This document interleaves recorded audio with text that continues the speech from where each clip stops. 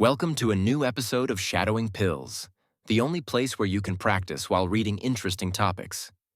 Today's episode is How Walking Boosts Your Brain. Walking is one of the simplest activities we can do, but its impact on the brain is surprisingly powerful. When you walk, your heart pumps more blood to the brain, delivering oxygen and nutrients that improve mental clarity. This is why even a short walk can make you feel more alert and focused. Studies show that walking also stimulates creativity. Many people find that they come up with their best ideas while moving. The combination of fresh air, gentle movement, and a change of scenery helps your mind make new connections and think more freely. Walking can also reduce stress. As your body moves, it releases endorphins, natural chemicals that help you relax and feel better. A daily walk can improve your overall mood and even help manage anxiety. You don't need long or intense sessions to get these benefits.